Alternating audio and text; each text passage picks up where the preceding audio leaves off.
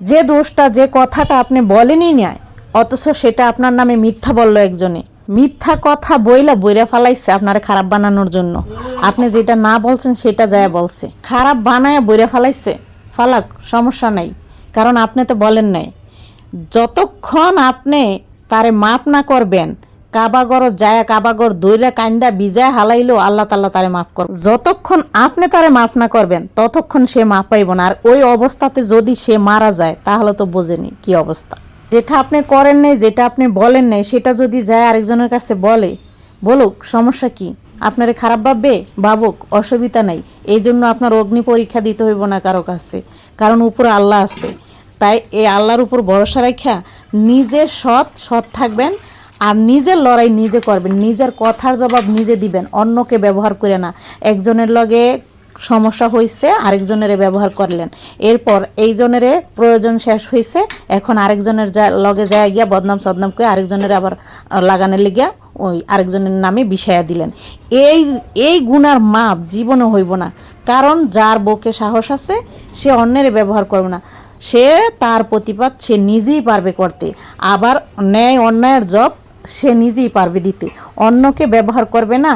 এখন একজনের গুটি বানাইয়া একজনের ব্যবহার কইরা আরেকজনের কাছে যায় আরেকজনেরটা লাগায়, এখন হ্যাঁ খারাপ বানায়, এখন হ্যাঁ মহান হাসবো।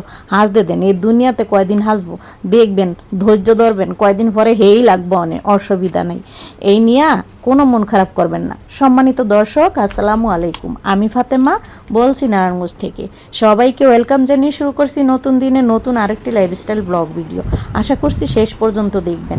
এই তো রুটি বানিয়ে ফ্রিজে রেখে দিচ্ছি, প্রায় রেখে দিই। আমরা একদিন রুটি বানাইলে 3 দিন খেতে পারি, এর বেশি বানাই না।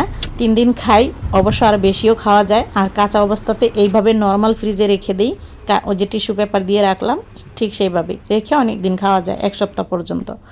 যাই হোক, তারপর এই তো রান্নাবান্না বসাইছি, আবার হচ্ছে বিছনাপাতি ঘুষগাছও করব। প্রত্যেক দিন একটা গৃহিণীর হচ্ছে রান্নাবান্না ফাঁকে ঘর টর গুছানো, ছেলে মেয়েদের কী লাগবে না লাগবে ওদের প্রয়োজন অনুযায়ী ওদেরকে সব কিছু রেডি করে দেওয়া, খাওয়া থাওয়া সমস্ত কিছু টেক কেয়ার করার জন্যই একটা মা যথেষ্ট, আর কিছু লাগে না। আর একজন বই পারে সব কিছু পরিপাটি করে একজন হাজব্যান্ডের সামনে দিতে, কিন্তু আবার আরেকজন পারে সারাক্ষণ লেটকা মেরে বয়ে থাকতে। জামাই আইসে, এখন কোনটা থিয়া কোনটা করবো দিশা পায় না, এরপর জামাইরে দিয়া করায় এইসব মানুষ। তো একজন নারী চাইলে হয়েছে সব গুছায়া কইরা সুন্দর কইরা সংসারটারে সাজায় গুজায়া সবাইরে ভালো মতো একটা সুন্দর সুস্থ রাখা, শান্তিতে রাখা, ভালো রাখা। একজন নারীর যত্নেই সব কিছু ভালো থাকে। আবার একজন নারী অবহেলায় অযত্নে সুন্দর একটা পরিবেশ, সুন্দর একটা পরিবার ধ্বংস হয়ে যায়, ভালো থাকে না, তারা কিছুতেই শান্তি পায় না। এটা করতে না পারলে কিসের বউ আর কিসের ভালো মা কারো কাছে পারফেক্ট হতে পারে না। কারণ সব কিছু হালায়া ছড়াইয়া জামের লগে ঘন্টার পর ঘন্টা ফোনে কথা কইলাম, এই দাদা ফোলাফান খাইতে পারলো না, এটা কোনো কথা?